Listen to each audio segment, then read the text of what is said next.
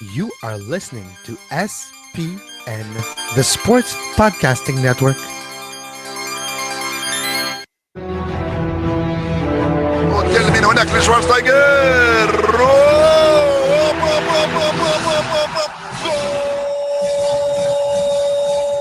pegarle Ronaldinho Gaucho.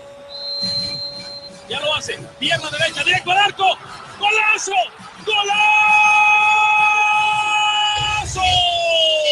¡Golazo! ¡Golazo! This is Soccer Today, live on SPN Radio, your new live show about the beautiful game in all its glory, with Duane, Rollins and Kevin Laramee. MLS, EPL, La Liga, Champions League, all is fair game. Powered by the Sports Podcasting Network. Visit us at sportspodcastingnetwork.com. Sometimes I wish I was born in Spain, Kevin. Why? So it wouldn't be that difficult every 4 years? You're going to have that hard wake up in the morning, or maybe more harder to fall asleep because you ponder what could have been? Yeah, perhaps, or Italy or whatever. But no, I was born here, and I was born with this attitude that I should only support the country that I'm from. So here we are. Another cycle is done. Another cycle is over. Let us mourn. Yeah, you know what's worse too? Like Cal scored early, so there was like hope. If it wasn't just for Mexico, let's start there. You know, as much as we like to say, blah, blah, blah, Mexico, you had one job. You had one job. But no, Lozano hits the crossbar in the 60th minute. And they got booed off the pitch too, so it's not like they weren't. It's not like people weren't expecting them to win that game. But anyway, look here. We'll talk about this a little bit more in a minute. But ultimately, what that comes down to is the fact that Honduras went into Azteca, and I don't care what kind of roster Mexico put out, and managed to get a draw. To me, suggests that Honduras is better than us, and that's the sad reality of it.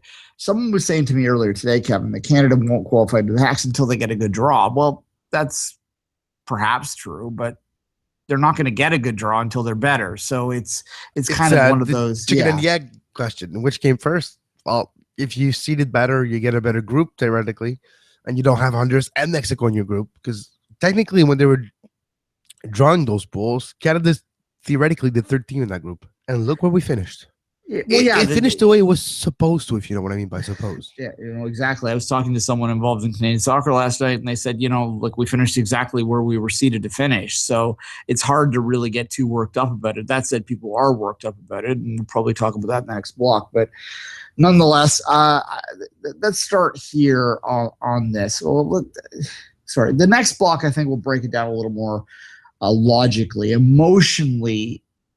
Let's break it down right now, and it is hard. I mean, I've been at this thing a long time, and to see another cycle go away, it's I don't know. I don't even know where to go with it. Sometimes it feels like, oh my God, I'm going to be like 80 years old with a walker when they make the World Cup, if they ever make the World Cup in my lifetime, and that's just really sad, Kevin. But then you think of 2026. We can host. It's only 10 years away. I can just need to survive 2 cycles. Maybe 2026 is the year. Maybe 2026. So we will know by 2022, theoretically. Maybe even better, even earlier than that, if we actually qualify for it. So maybe there's that possibility. That scapegoat. Yeah, you're right. And if they were to host the World Cup, that would be an amazing situation. That would really improve a lot of things in this country with the game, and I think that would do wonders. But I don't know if that's exactly how I want to make the World Cup. I think I'd like to qualify. I think I'd like to experience that moment in the stadium when they score a goal, or when the final whistle is blowing. And it's like that when you have a long victory drought in any sport, and you win your first win after like years. But by default, you won.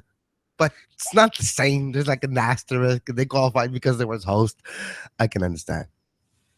Yeah, I'm sure there's some people out there listening today that would go, yeah, I'd take it. But, you want to win that. No, look, I mean, as cycles go, this doesn't even remotely register in terms of the most upsetting or depressing or frustrating cycles I've experienced, because to me, they did better than they were expected. And I know there's a lot of people that don't agree with me on that, but I don't quite know what you're seeing in terms of the talent pool if you don't agree with that. But it doesn't even register. Like I said, I think of the 08 cycle, the first cycle after the MLS teams, and the amount of hype and talent that was on that team, and Dale Mitchell basically leading them into an abyss. They had 2 points in the semifinal rounds. 2 points. This is a lot better than 2 points in the semifinal rounds. That's what El Salvador got. So basically they were El Salvador in 08. And then, of course, last cycle, well, we all know how that ended. And that's maybe the one thing that I'm happy about, is we no longer have to talk about 8-1, because that's history now, that they lost 8-1, sure, but that was another cycle ago, so we no longer have to worry about that. This cycle, they just sort of just weren't quite able to score very often, and that ultimately was their downfall. I do think that we all are missing the fact that we beat El Salvador yesterday, 3-1, pretty dominating. We actually controlled that game and got a good result there, and that's something that should be celebrated a little bit more than it is today, because we all understood they need to score a lot of goals, but they did not lose the game yesterday. They did, in fact, win, and I think that is valuable.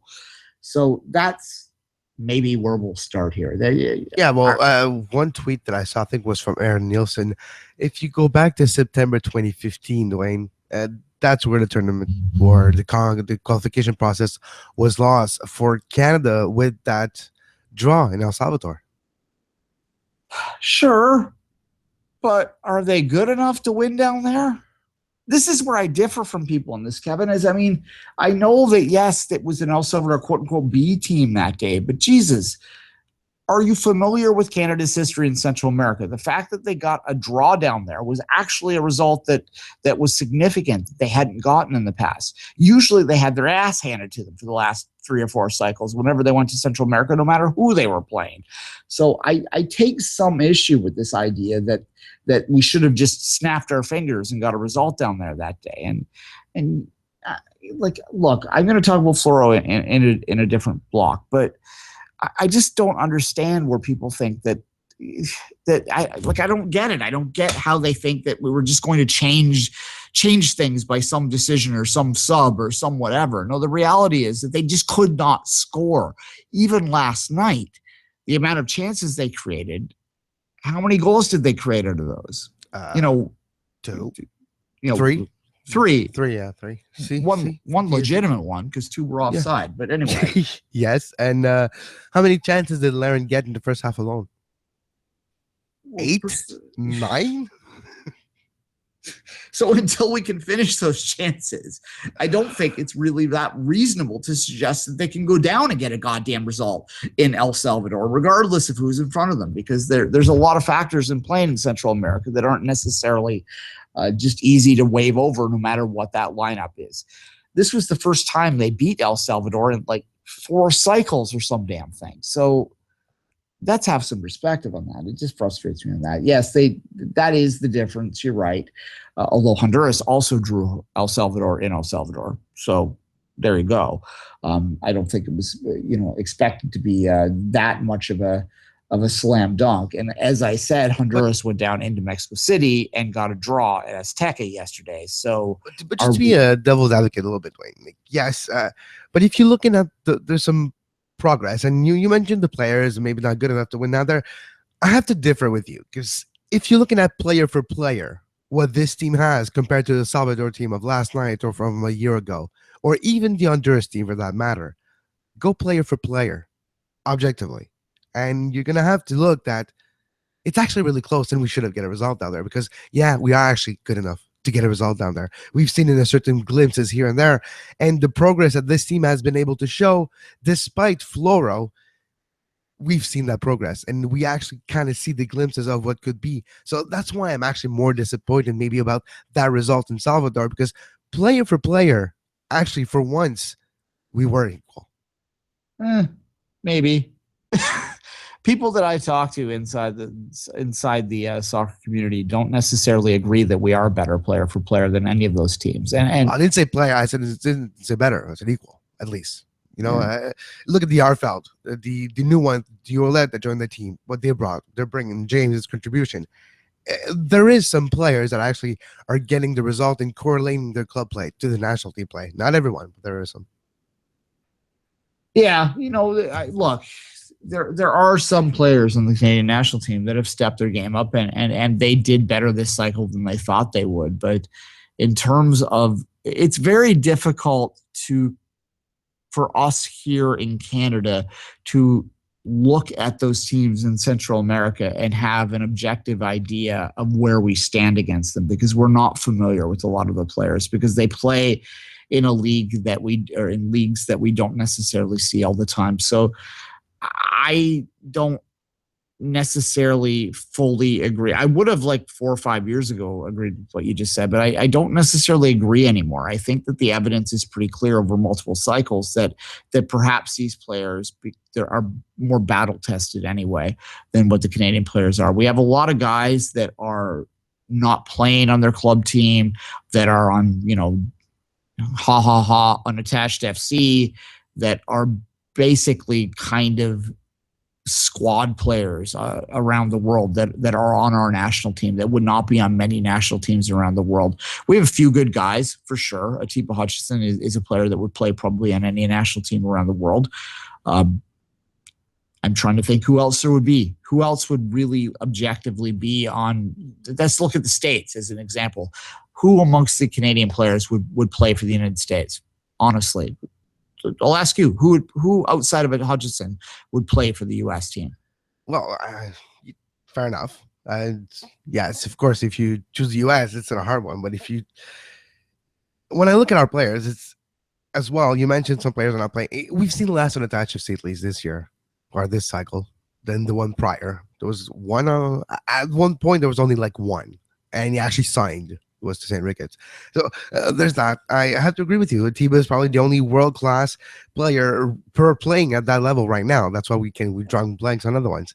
But it's not just about one player. It's about a team. It's about the concepts. And we'll move to Floro soon. You didn't get the best out of those players. That's how I feel, though. That's why it's disappointing, is to use an expression, you didn't squeeze the orange enough to get all the juice. Maybe I'm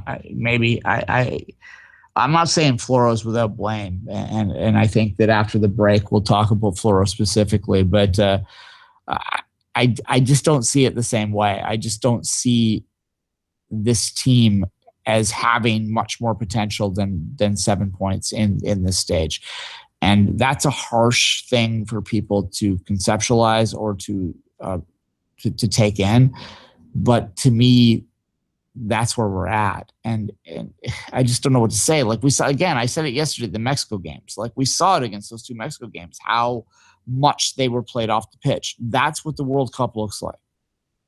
Mexico is what the World Cup looks like. Were we anywhere close to what Mexico was? No, we weren't. It's going to take a long time to fix that. And there's more than one problem. There's certainly more than one. There's certainly the problem is more than the coach. And that's kind of I was arguing with people last night, but that's kind of the lesson that I want to bring forward here. We're all sad today, and we're maybe not going to be able to fully objectively evaluate everything until our sadness goes away. So, yeah. Anyway, let's take a break, Kevin. Let's come back. We'll talk about Floro after the break.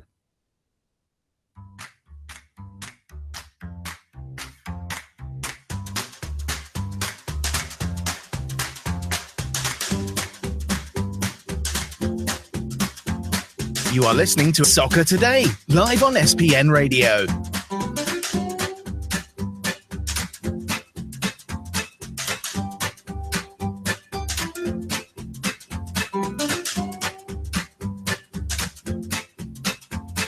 Visit sportspodcastingnetwork.com for more.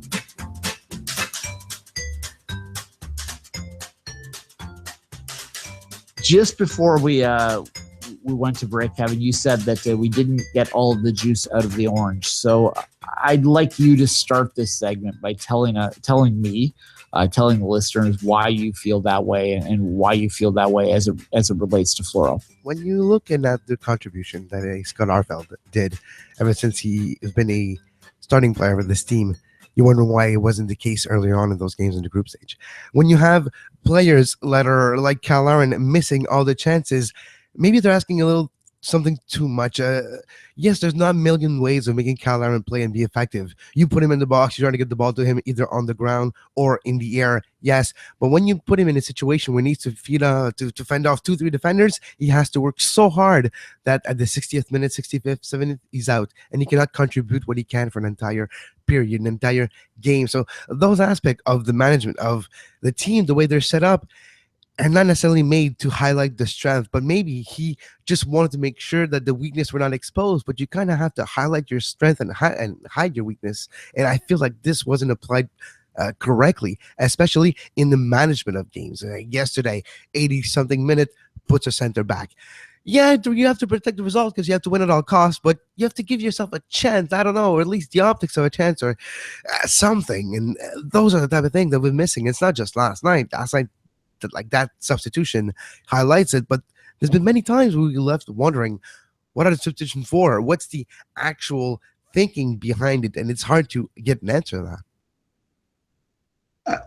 Yeah. Look, the subs were confusing. I'll fully admit that. I just wonder what the other option would be, and I ask anyone who questions them what they would have done differently. I guess Simeon Jackson would have been one obvious answer there, a forward. I just don't know whether basically what he did with the subs, from what I can see, is he didn't want to change the formation, that he wanted to kind of stick with the same sort of look that he had been playing all game. And perhaps he felt, and I'm not trying to justify everything, I'm just trying to understand his thinking. Perhaps he felt that this team wasn't tactically aware or able to switch formations on the fly, perhaps. I'm not sure exactly. Yes, I agree that I would have liked to see a forward go in. I certainly would have, because I certainly questioned putting Edgar in up top rather than an actual forward. But that said, is Simeon Jackson, a guy that's playing in the third tier of England, necessarily going to be a difference maker last night? Sure, but Duane, yes, technically you're right. Go back to Northern Ireland this summer in the Euro. All players from the championship are below. And look what they've done a certain amount of times.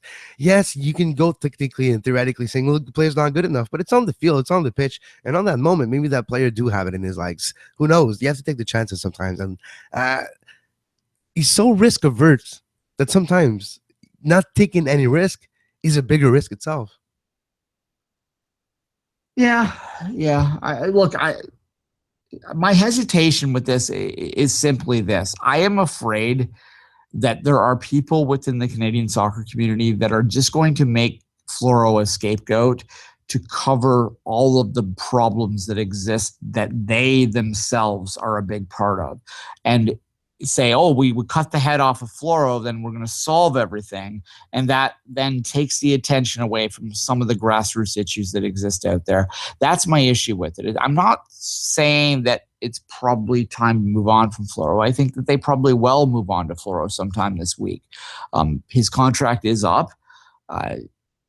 He didn't make the Hacks. He didn't advance this team beyond where they were 3 years ago. So he'll probably move on. But anyone who says that coaching is the only problem with this program must not have noticed that Trinidad qualified for the Hacks with Stephen Hart as your manager. This is kind of the point I'm making here. There are bigger problems than just who is leading this. And yes, we can criticize an individual move here and there.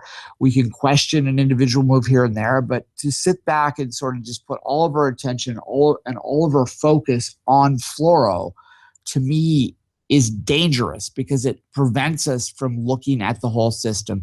I'm not saying everyone out there. Maybe you're listening out there, someone, and you are looking at the whole system and Floro as well.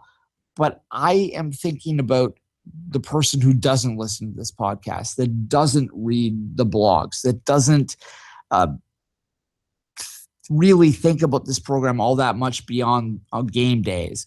And I'm thinking about how they might appreciate this and how much they might look at this. And a lot of the people that are like that are people that have influence in this system at the grassroots. There are a lot of people out there that don't necessarily live and die with the Canadian national team, that only have a peripheral look at it, that might just say, okay, we'll fire Floro and we're good.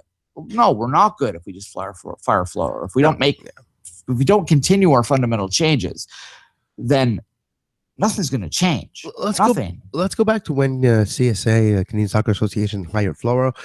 They wanted to change a little bit the player pool, wanted to expand the players involved in the pool, trying to get more players have a direct connection with the team, to trying to build and go after the 8-1 was one of the big jobs that Floro had.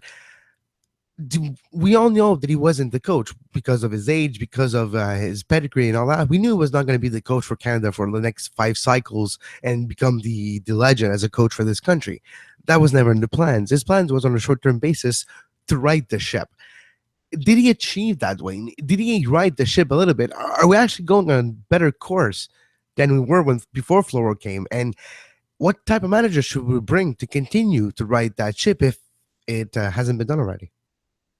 This is where a lot of people are going to be angry with me. I do think that he started the process of righting a ship. He brought in players. He got Artfield. He got Junior Holat. He got players like that to commit to this program, which is something that we struggled with in the past. I think that he deserves credit for that. Yes, we can look at the players that maybe he alienated, maybe that he froze out of this program that people question, but the reality is that he did bring some players in too. And I just think it's a bit silly to think that any manager in the world doesn't have certain players that he doesn't get along with or that he doesn't rate or whatever. And Floro's no different that way. This team was coming off of 8-1, and this team looked like it was completely hopeless at the end of the last cycle. People looked at the people that were retiring from this program, thought that the idea, I remember saying at that time that I was worried that they wouldn't make the semifinal stage, that they would somehow get eliminated by a Caribbean country because the talent level looked that bad at the end of the last cycle. And the fact that he treaded water in terms of results, to me, is an improvement. Not an improvement, but it's something that I don't think he gets enough credit for. Did he improve the program? Did he get us closer to getting to a World Cup? Well, no, but is it Floro's fault that we don't have a right back? I just don't think so.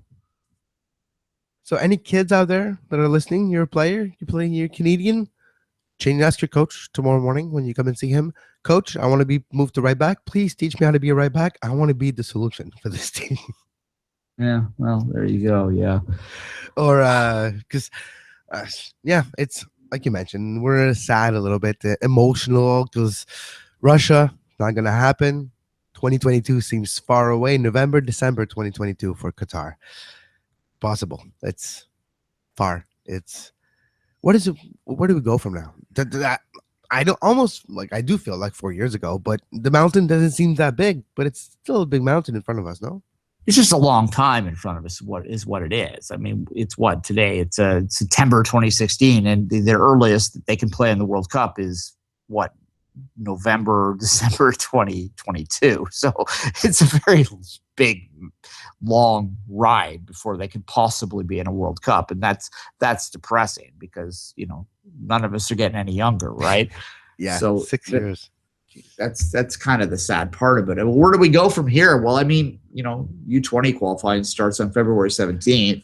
Balou, come on, Max. Come on, Balou from FC Montreal now. That's the thing, though. If you look at the young Canadian crop of players that are playing right now on the MLS, some in the ESL level, some are up and coming in the USL. They're going to graduate eventually to their first teams. There is some potential coming in down the pipe that could be just in time for 4 years' time when we will come back to the same point as we are now. So, I do see the 4-letter word that starts with H coming sometime soon, Duane. Yeah, no, absolutely. And like I said the other day, 3 years ago at the end of the last cycle, we didn't know Kyle Laren's name. And now he is our regular starting forward. That frustrates us sometimes at the national team level, but nonetheless, he is still a young guy that can improve, and hopefully he'll move to a higher level sooner rather than later. Yeah, but you just go like example, Balutabla eventually, Max Crepeau in net. You're going to have a Laren, Chapman, Arfeld, Hoylett, James. Then you Chapman, you add as well Adam Straith. That young crop will grow into those roles, and you will have, you as the country of Canada, we will have a pretty strong national team coming very soon. So you know what? We are looking onwards and forwards. Why not, Duane? Let's forget about Russia. Well, yeah, I was flippant about it, but you said, where do we, when I answered the question of where do we go from here, and I said U20 qualifying starts on February 17th, I'm not actually being that flippant. That really is what it comes down to me, is that we just move ahead.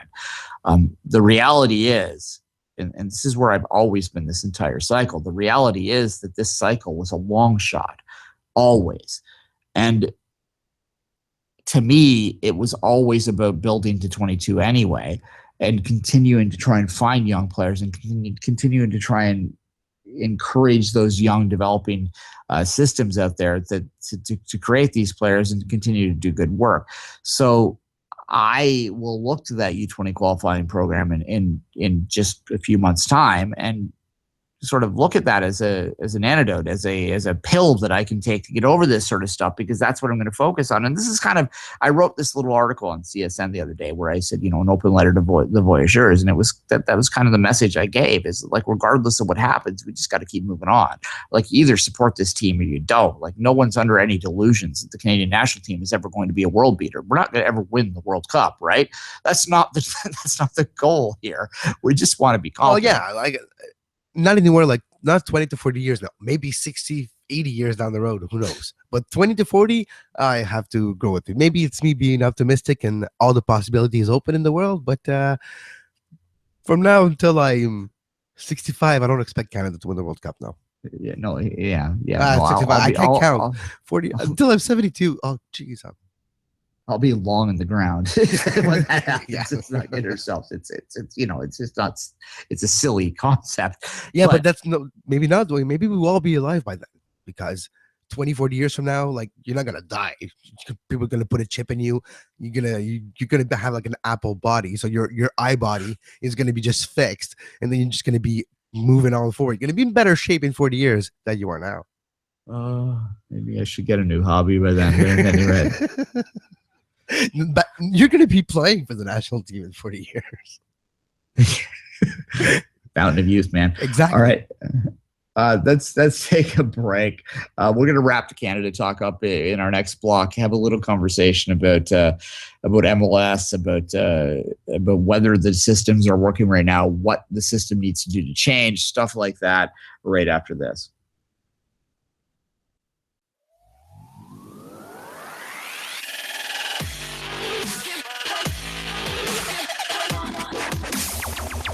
You're listening to Soccer Today on SPN Radio. You can find the on-demand version of this very show on iTunes, Stitcher, Feedburner, Podbay Player, Podbean, anywhere you get your podcasts under the Sports Podcasting Network feed. Subscribe to our YouTube page to make sure you never miss a live show talking about soccer today, the MLS postgame show, open lines after dark, 5 rings daily during the Olympics. Make sure you subscribe and give us a follow on Twitter at SportsPodNet, and like our Facebook page, facebook.com/Sports Podcasting Network.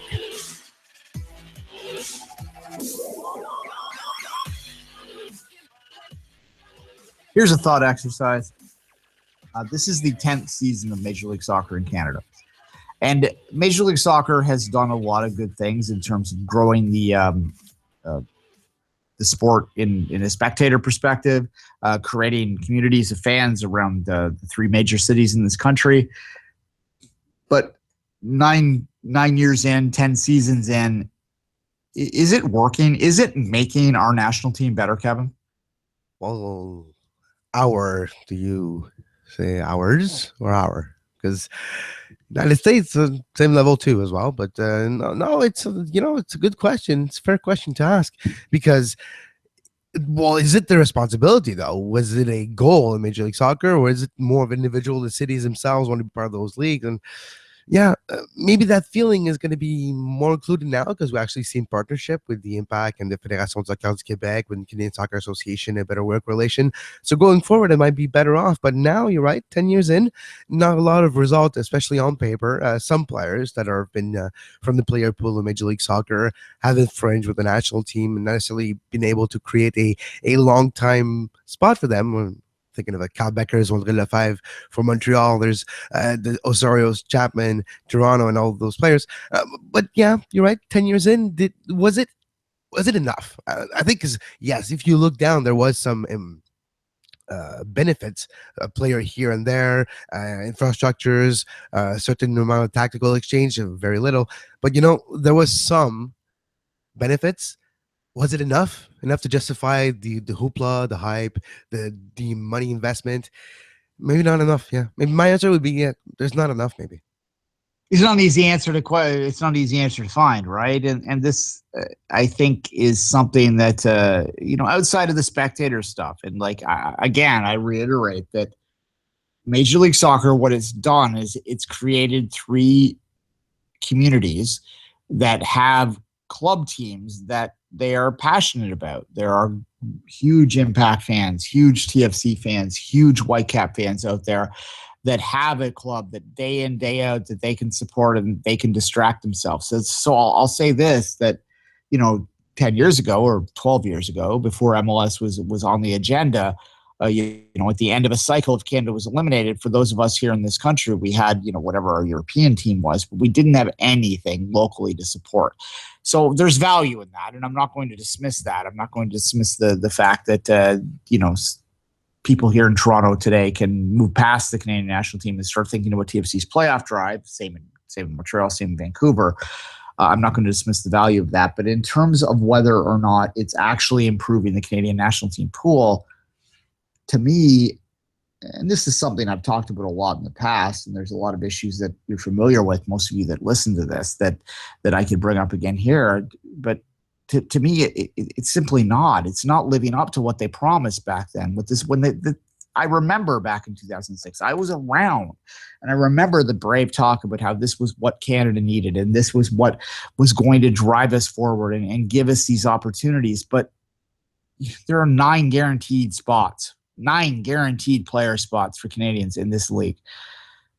The three per team in Canada and none in the United States. So you got to address that. You've got to address this play and opportunity situation. And that's why the one thing that I came back to last night when I was having a conversation with someone in the Canadian soccer community after the game was that, what this result would have been nice and we all would have liked it. But what's important is getting the Canadian Premier League started. That's the most important damn thing we can do right now, because we need opportunities for our players to play. If we do not get them those opportunities, I don't care how many coaches we fire. I don't care how many changes we make here or there or wherever. If we don't give our players a chance to play somewhere, nothing's going to change. Just to address what you mentioned, Duane, Canadian as domestic and Major League Soccer, it was close a few months ago, if I remember. Where's that issue stands as we speak? Well, I don't think it stands anywhere further than what it ever did before, because it's not a priority to them. The CSA, I believe, a big impetus behind the Canadian soccer, Canadian Premier League, has to do with the fact that they've just given up on MLS ever moving on this agenda. And the resistance towards counting Canadians as domestics comes from the USSF. They don't want any American positions taken away, and they feel that if you add Canadian quotas in any way whatsoever across the league, give them the opportunity to compete on an equal level without that international criteria being put on them, that it might take away a job for an American. So they're being protectionist with it. And I can't really blame them for that. It is their league. We are guests in their league.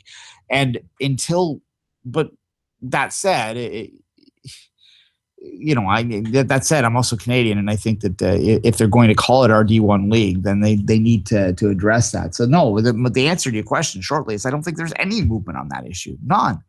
It's clear to me at this point that it's never going to happen. Never. The only way that we're going to fix our playing opportunity situation is to create our own solution. And that solution is the Canadian Premier League. And there are so many people out there that are self-hating, that bizarrely want the Canadian Premier League to fail almost, that they are so self-involved in their own club team that they can't see the big picture. This drives me insane, Kevin. Well, because it's when you're looking at history or the big leagues of sports in North America, you don't consider, example, the CFL as a big league, but look at the amount of playing opportunity it gives to Canadian players that would not play at that level if it wasn't for the CFL in American football, well, Canadian football, for that matter. Because if there wasn't, I think it's 11 or 15, I can't remember the exact amount, but you need a certain amount of players on the field at all time or in your roster for the Canadian Football League. And it gives a chance to players that would not have that chance because there's so much good players of that sport coming in from the United States. In soccer, it's that same level, but not just the United States, the entire world creating a lot of good players. So as a pragmatical team manager, you want to take the best player you can. So you will sign the foreigners if you don't have wheels, like a stick in your wheel, to make sure that you decide to choose the homegrown product because you can. So there's that aspect to it. And if the quotas or Canadian as domestics and whatever tools that could be in MLS to make sure there's more Canadian players playing in non-Canadian team, if that doesn't exist, I have to say the impetus is on us to create our opportunities like the CFL did, 100 years ago or something? Well, precisely. I mean, there's no way to compare soccer to football because there's no international competition in football. There's a couple tournaments out there, but nothing real, right? Yeah, nothing real. Yeah, so it's impossible to really compare it that way. But yeah, you're absolutely right. Look, we talked about off the top about whether Canada is in fact player for player better than a Honduras, and I'm not sure they are because I look at some of those players that came out of the Honduran League that we have no concept of. We don't understand the Honduran League. We don't really know the players there. They're just names. They're names on a sheet when we see them. But the reality is they're playing week in, week out for a club team professionally. And this to me is where people that are naysayers about the Canadian Premier League, what they fail to understand is that it doesn't.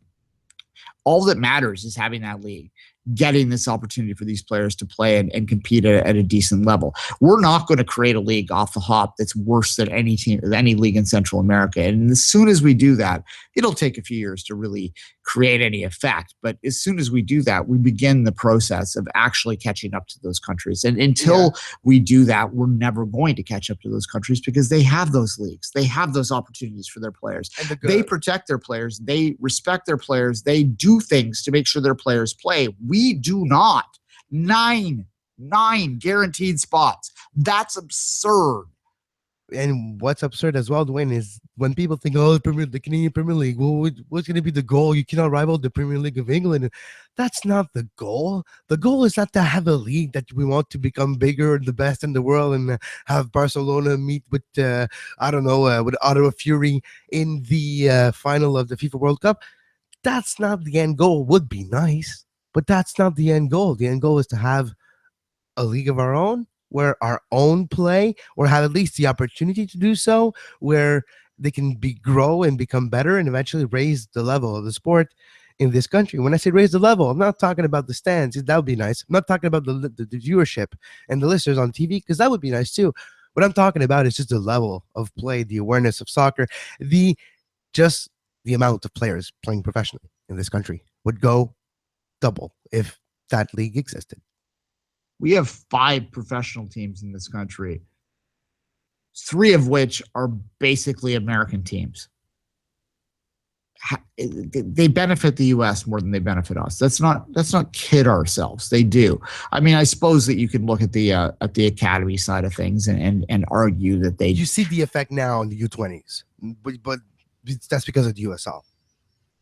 Yeah, and the US, you know what the USL has that MLS does not, Kevin? I know players quota. No, Canadian as domestic. Sorry. Same as players quota, but different name. Yeah, but in Canada, they have to play 6 of the 11 starters have to be Canadian. And a lot of people resisted that. Some people did anyway. So, and actually, right now, as we speak, I think the numbers were like a few weeks old, but all Canadian teams, Vancouver's dropping a little. They're closer to the 60 mark, but FC Montreal and TFC, since their inception, they're over the 82% mark of Canadian playing at all times. Exactly. So that is what matters there. And that's something that is because the CSA forced that issue upon them. They said, fine, we'll let you sanction those teams. We'll give you those opportunity to play in those teams. We're going to make you play Canadian players because they realized, 10 years too late but they realized that if you're going to play in an American league, that you need to make sure that the Canadians are playing, regardless of whether that creates, winning opportunities. And you know what? TFC2 and FC Montreal, they don't do that well. But outside of the last, they were actually on a very good run, undefeated in 6. They were like a 4-game win streak for FC Montreal. It's very similar to last year, but no, even TFC doing a little better now than they were. Just to be devil's advocate here, but no, you're right. They're not winning the season in the USL this year. Yeah, and if they were allowed to, I don't trust them at all. I don't trust TFC. I don't trust the Impact. I don't trust the Whitecaps, that if they didn't have that quota in play, that they wouldn't put 9 Americans out there every week to win games, because ultimately at that level, you get people that are hyper competitive and they just want to win. So they're going to do whatever they have to. And if you don't force them to play certain players, to play Canadian players, to give opportunities to guys to develop and whatever, then nothing happens. I know there are people out there that argue that the quotas actually make Canadians complacent, but I find that an absurd argument, because there's quotas all over the damn world. All sorts of countries have quotas, and it works in the sense that those players aren't complacent. So I don't know why you could argue that. It's a uniquely Canadian thing to complain about it, actually. Yeah, but right now, the amount of players just battling to get a spot with FC Montreal, just trying to make that roster, it's in a highly competitive environment. This is the same for TFC, for Vancouver now, with that feeding system they do have. So eventually, there's even more players created, because just look at FC Montreal. There's some players that moved on last year from it. I'm using that example, but yeah, so there is hope. And we talked about the U20s. The U20, what's important when you look at that roster right now, it's majority of them have either grown into an academy system and funneled through because they were elite to a MLS academy of either Montreal, Toronto, or Vancouver, or Sigma Products, or ACP, or other private academies, but grown to a bigger and better infrastructures type of environment that they could play. And now the USL, 2 years in almost fully, you see the rewards at the U20 level. And that is fascinating to me when you have Thomas Meyer-Giguère, Balou Tabla from Montreal, other players from other USL team from Canada that graduated to that national team program and put themselves on the mat of that program because of those playing opportunities. That is what we would love to have at a little higher level with the CPL, basically.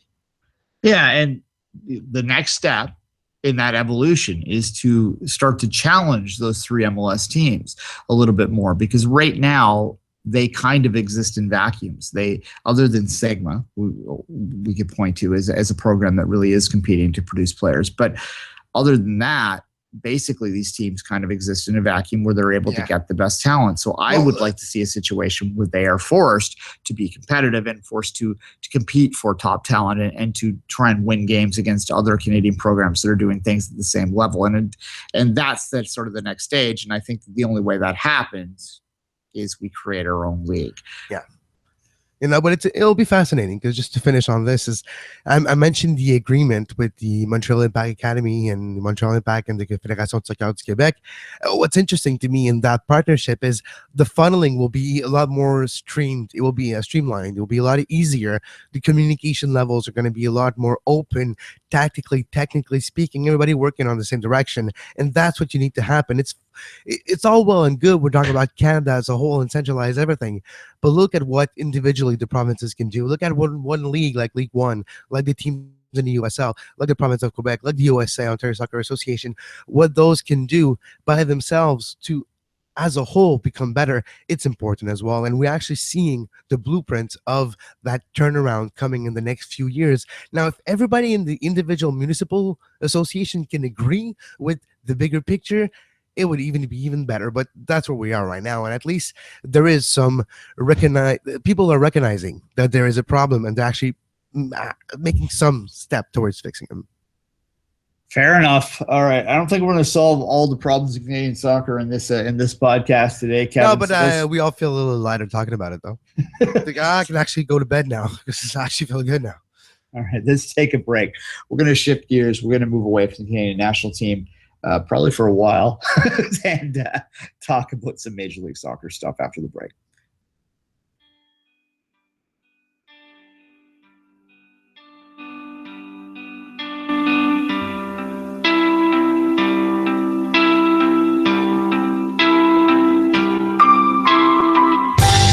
You are listening to SPN Radio, powered by the Sports Podcasting Network. Visit sportspodcastingnetwork.com for more.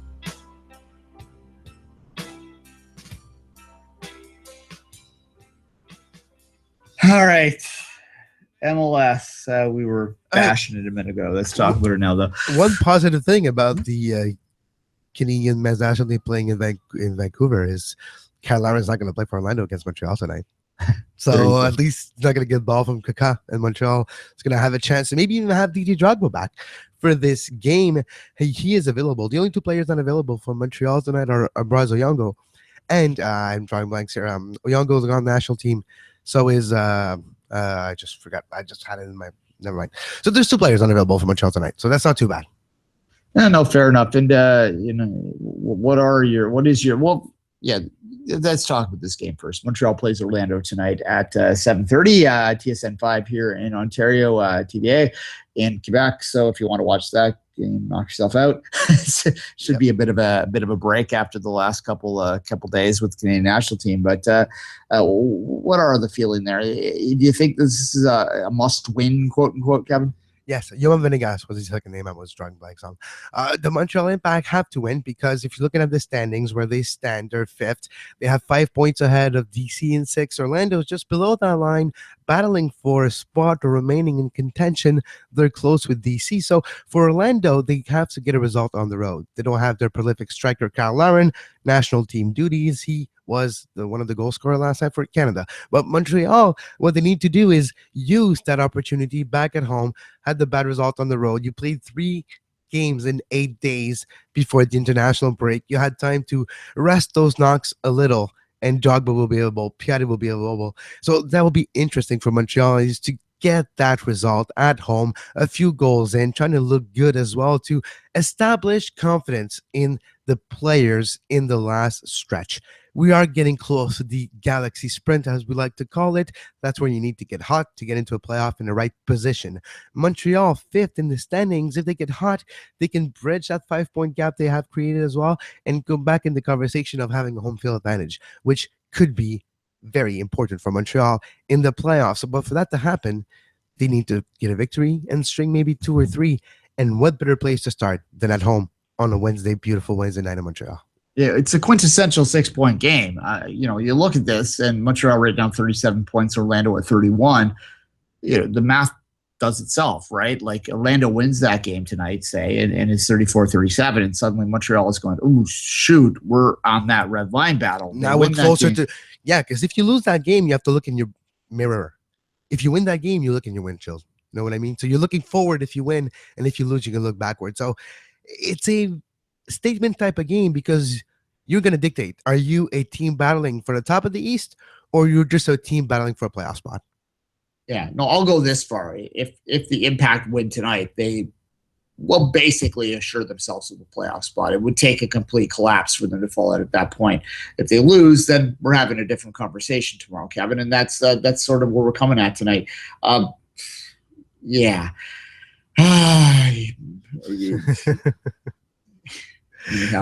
No, but then as well tonight, Duane, you have a 9:30 Real Salt Lake versus LA Galaxy. Galaxy, it's getting to that time, but it's not the same this year for Real Salt Lake. They had a couple of hot spots earlier this season, tough couple of weeks over the last few weeks. Now they stand into the close to that red line. What do you feel in the Western Conference? Because Dallas is running away with it now with a team like Colorado slipping down. Really, Dallas is looking like a team where they can really get the first place in the Western Conference, and the Galaxy are just going to do what Galaxy does, and we'll wait for the playoffs maybe. Well, yeah. Well, Dallas is hoping for the draw tonight. I mean, is honestly what comes down here. I mean, if one of those two teams gets 3 points, then maybe you could have a conversation about first place in the West. But basically, the week that Dallas had last week has, I think, made it all but certain that they will win the Shield and have the top seed in the West this year.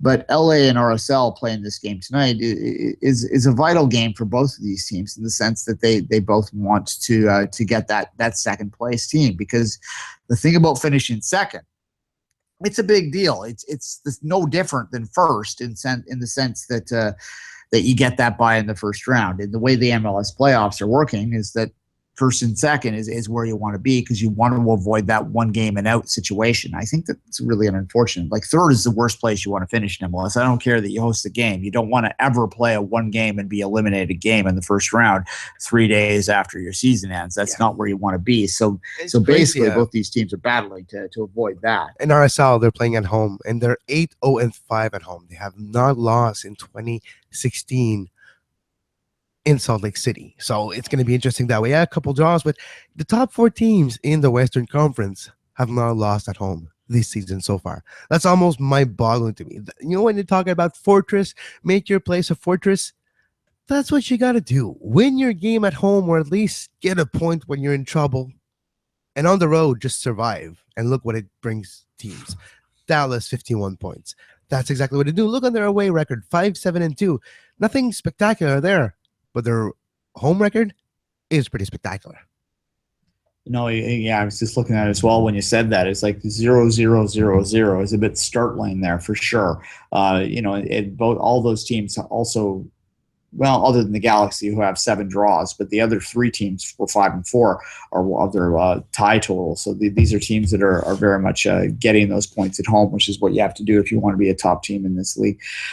Look, RSL is a funny team in the sense that, I picked them to miss the playoffs at the start of the season. So I guess, silly me. But hey, I picked Sporting Kansas City to win the cup, and they're like 5th in the West right now. So yeah, I'm trying to remember who I picked. Oh, I picked Dallas. I'm rocking. Yeah. There you go.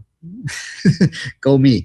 No, it's a huge game, but for sure. All right, Kevin, there was some other news that came out, sort of the rumor that sort of started circulating yesterday that might be confirmed tonight, and that is that Montreal will be awarded the 2017 All-Star Game. There's an anniversary in Montreal. It's the 375th, you were saying, or something? I think it is. I think it's the 375th, if I'm not mistaken. Yeah, of the Montreal as a city. So that will be a big event next year in the city. A lot of celebration, and the MLS All-Star Game will be one of those. Yeah, that's good. Well, you're one of the only ways I'll make it to the All-Star Game. I was going to say, okay, look, I mean, I don't like talking about the All-Star Game particularly, but this is some news that's related to Dwayne, we'll go to parties, we'll network, we'll mingle, it'll be fun. It'll be like it'll be fun. I'm actually looking forward to it next year. Yeah, the All-Star Game was in Toronto in 2008. For those that don't know, they played West Ham in the game. So the MLS All-Stars played West Ham. I gave my ticket away for a beer.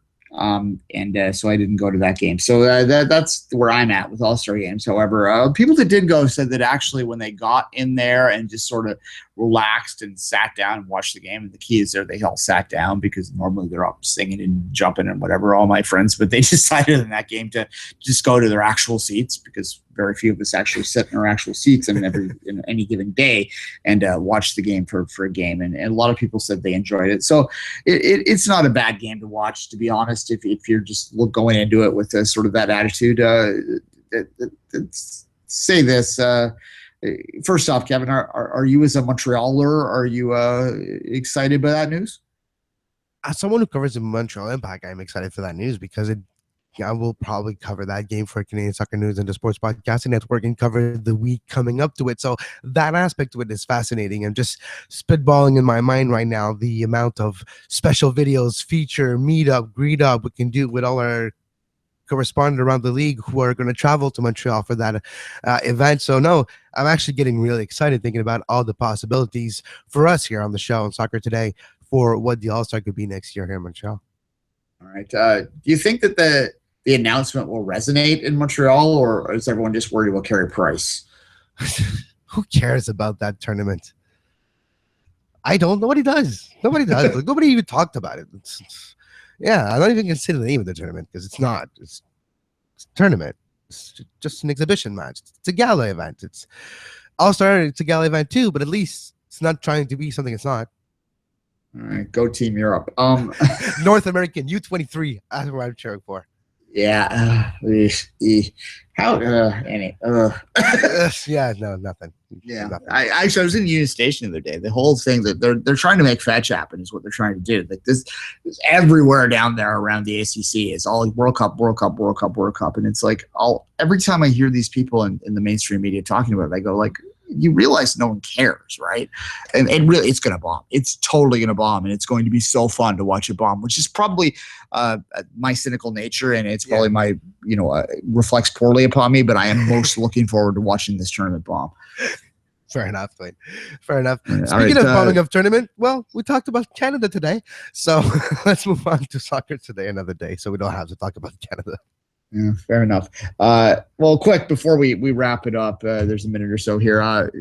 Who do you think that they'll bring in? They usually bring in the big teams, or do you think that they'll switch the format up next year, Kevin? I would love to see an East versus West. I know it's going to happen next year. I think it would be announced by now if it was going to be the case. Maybe it's going to be announced tonight. Who knows? But teams that we've seen Chelsea in the past, we've seen Roma, we've seen Tottenham. Maybe a team like, I don't know, we've seen Arsenal this year. I don't know, big team next year that does have implication maybe in North America. Maybe Manchester United with Zlatan and Pogba can come next summer. That could be possible. Yeah, I mean, look, the first thing that jumps out, obviously, at being a French city, is that they'll bring in PSG. But PSG has nobody left. Yeah. PSG is back to being what PSG used to be 4 years ago.